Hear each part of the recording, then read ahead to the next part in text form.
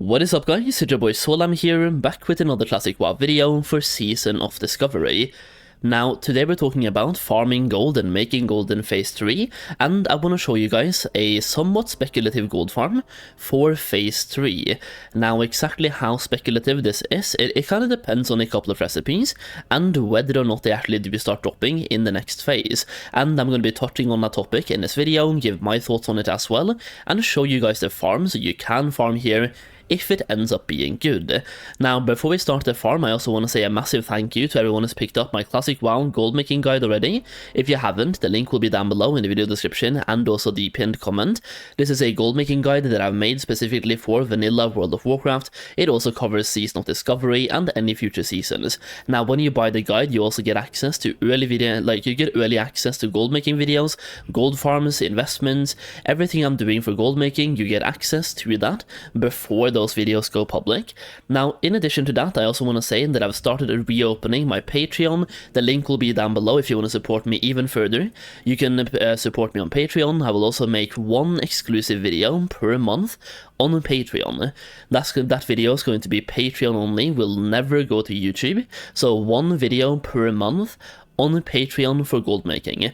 That could be investments, it could be crafting, it could be flipping, it could be gold farming. It kind of depends on where we are in the season and also in the phase. So early in Phase 3, I usually farm a lot of gold early in the phase, and then I move on to flipping and crafting and investing later in the phase. Because early in Phase 2 I was making 150 gold, farming gold, like 150 gold per hour, but after a while, like after 2 weeks, the value of those farms went down to 50 gold per hour.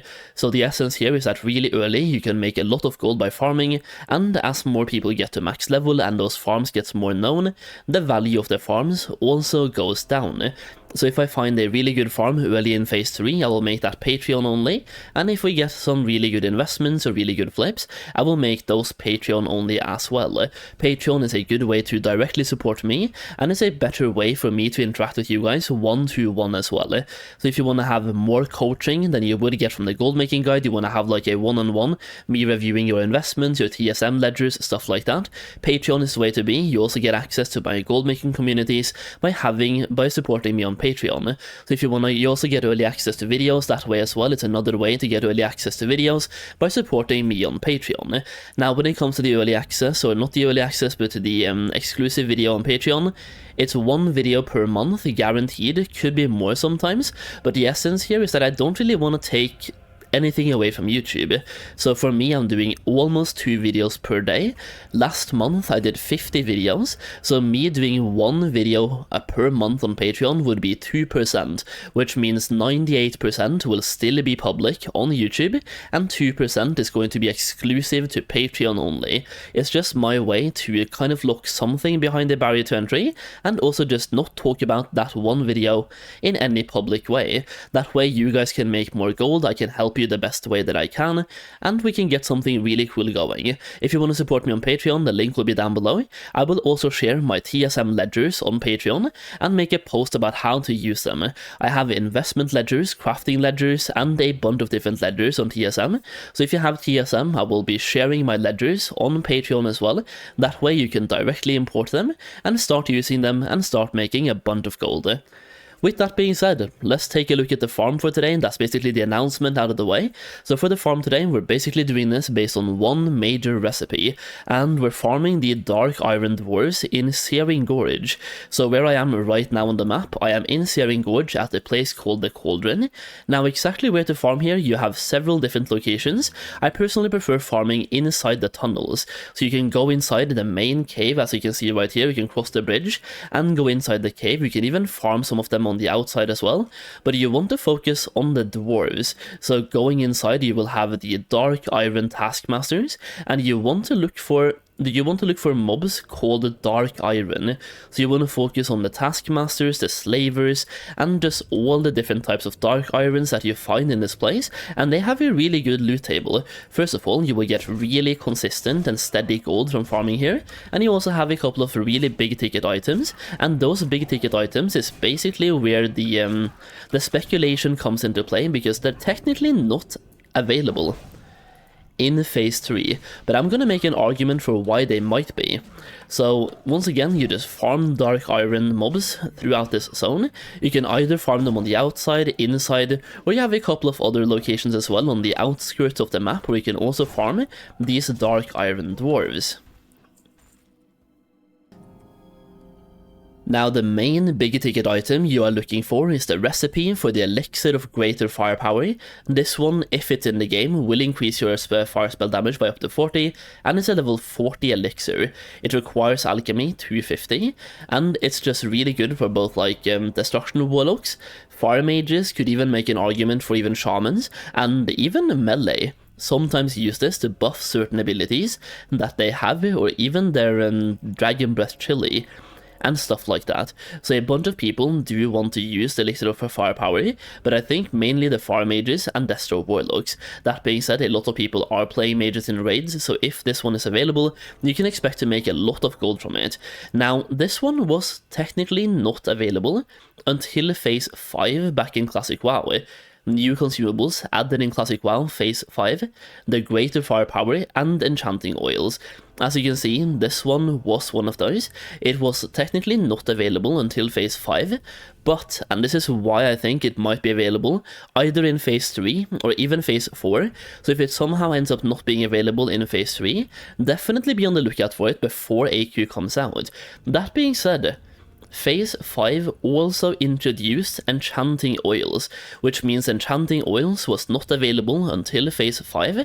That includes the lesser wizard oil, the regular wizard oil, the minor wizard oil, the minor mana oil, and let me ask you this, do we have those right now? Yes, we do. Minor mana oil we definitely have right now, even the minor wizard oil. One of these, I don't remember which one, I think it's the minor mana oil, is literally used in a waylaid supply. And as a caster in Phase 2, I have also used the lesser wizard oils quite a bit, and they were also not available until Phase 5, because enchanting oils by themselves were introduced in that same patch, and it also introduced the lesser versions as well. So those being available to me kind of signals that in the patch, and in the build we're currently in, the firepower elixir, the greater one, should also be available, unless Blizzard somehow goes into the code and directly takes this one out from the loot table, which they might end up doing if mages start doing way too much DPS with 440 fire spell damage. They might take this one out, but at the same time the buffs you already have, they're absolutely insane, so I can't really see them touching this one at all. So once again, if these do drop, it's going to be an absolutely incredible gold farm, and they can drop from Dark Iron Taskmasters and the Dark Iron Slavers. So going back, here we go, the recipe elixir of greater firepower, they can also drop from the Watchmen. So Watchmen, Slavers and Taskmasters on a roughly 2% drop chance. Now going to these mobs that I just talked about and the ones that I just killed, here we have their entire loot table. They can drop the recipe right here, 2% drop chance, that is the main big ticket item you're looking for, and on a 2% chance, you will not be farming here for like tens of hours and not see one. You will see like one per hour.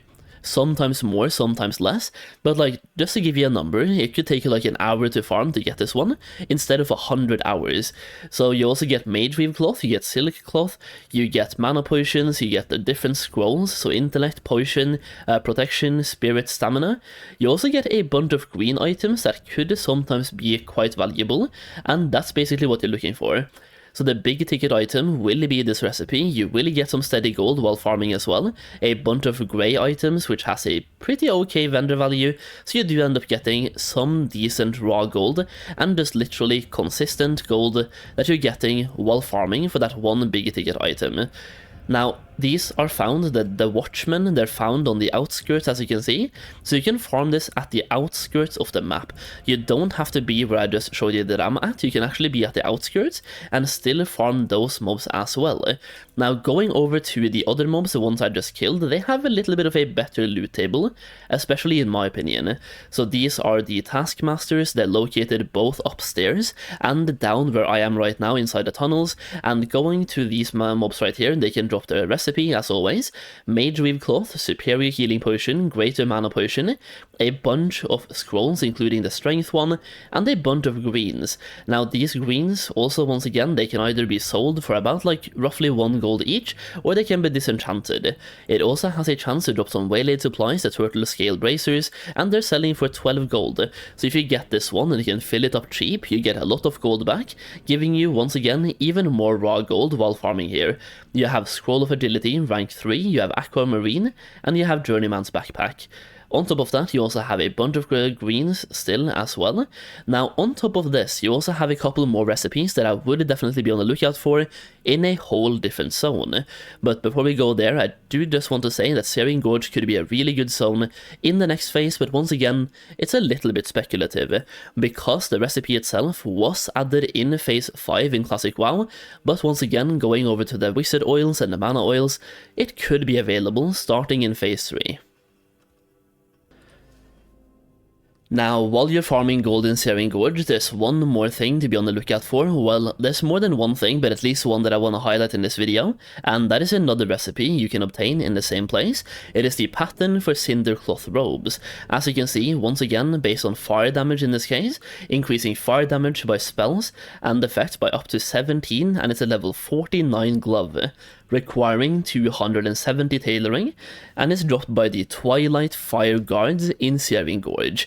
Now, the Twilight Fire Guards are level 48 to 49, and they're elite, so some classes might have some trouble here killing these mobs, but either way, if you do want to farm them, they're located over here, like both outside this cave and also inside the cave, and around the northwestern part of Searing Gorge, and you can find a lot of them in this place. So you have like both the Fire Guards, you have another Fire Guard right here, and you have a couple of shamans. So this is an elite farm, could be really difficult for some classes, but boomkins, for example, you can literally kite them by using entangling roots. Hunters should have absolutely no problems, and I think actually most classes will be able to farm these quite effectively in the next phase. That's another item to be on the lookout for. And while we're talking about Cinder Cloth, if that pattern happens to be good, I would also recommend keeping an eye out for the pattern for Cinder Cloth Cloak, and we also have the pattern for Cinder Cloth Pants. Now, both of these patterns are dropped by a mob called Thorison Firewalker in Burning Steps. You can see the Cinder Cloth Cloak as well, Thorison Firewalker once again, and the Thorison Firewalker is located in the Burning Steps in these places right here. So you can farm that one as well. That's a much higher level though. They're level 53 to 55 in a much higher level zone.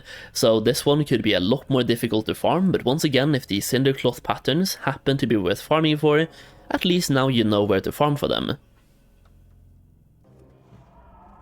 But yeah, that's basically the video for today. I wanted to touch on this topic really fast, and once again, the Elixir of Greater Firepower, if it's in the game in the next phase, aka phase 3, this one is going to be an absolute gold mine, both as a gold farmer, but even if you have alchemy, you can buy the recipe or farm for it, and absolutely print gold.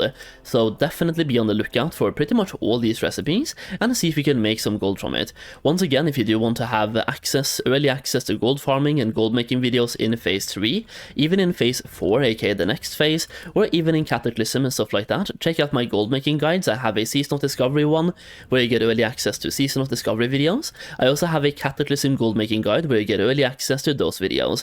And if you want to have access to my TSM ledgers and you want to have more one-on-one coaching or just like a more tight-knit community, check out my Patreon as well. The link will be down below in the video description and also the pinned comment. Okay, that's pretty much it. Let me know how your gold making adventure is going so far in phase 3, and thank you for watching as always. I really do appreciate it. If you enjoyed the video, leave a like as well. Once again, thank you for watching, and I'll see you again very soon.